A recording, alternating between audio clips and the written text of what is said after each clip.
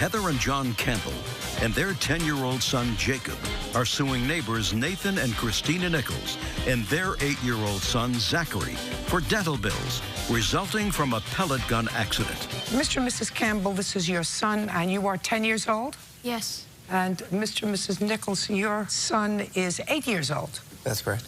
And it is your claim that your son was injured while playing with the defendant's little boy when the defendant's little boy had a pellet gun. That? It is. Let me see it.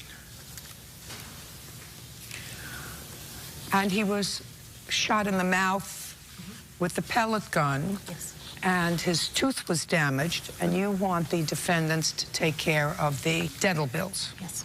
And Mr. Nichols, you say that this happened because the Campbell's little boy was playing roughhouse with your little boy. They were playing, and he had him in a chokehold, and the gun went off. That's correct. Who cares?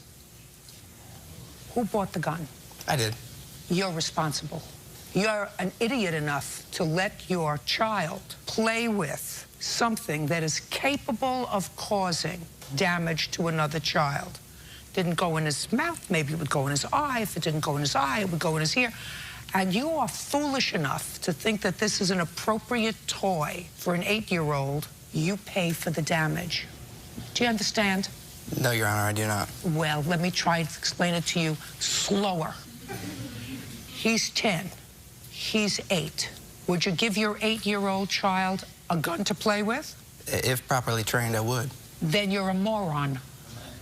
Then you're a moron. Without the actions No, of... I'm going to ask you. Take a look at this 8-year-old, like I'm taking a look at this 8-year-old. And if you think that this 8-year-old can be properly trained to have possession of and control of a gun, because you think that they can properly be trained, you're a moron. By Jacob's actions, he put my son and himself at You risk. bought the gun. I understand that. You will pay for the damage. Judge. Mr. Nichols, it's not the 10-year-old's fault, and it's not the 8-year-old's fault.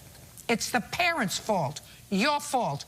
You put the weapon of potential injury in the hand of your child.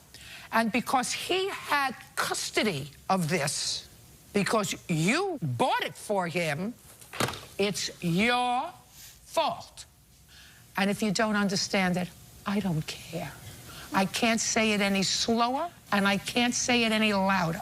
And if you think that putting a more serious weapon in the hands of your 8-year-old is appropriate, you're an idiot. I can't do anything about it. How much is your dental bill?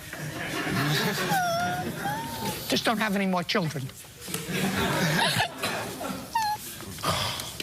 Go.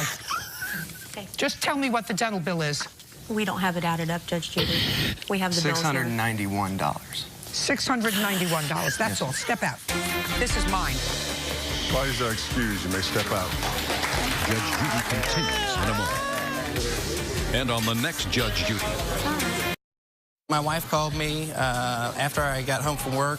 I found out about the incident. My son, when he arrived home, he said he had fallen off of a bike. I didn't want the kid to get in trouble. They were playing over the gun, but then he released the gun off and it hit my tooth. Both of them fighting for it. He had half of his front tooth missing. I didn't really feel it. I put my hand up to my mouth and I felt it was gone. I was hysterical. He shouldn't have given his son a pellet gun to play with in the first place. Unfortunately, under the circumstances, these guys don't have Jacob to play with anymore. They will no longer let him on their property because of this. He's a liability. I can't allow my kids to play with him because if he breaks his arm, what, they gonna sue me for that too? I never let him go back over there either after the incident. Don't let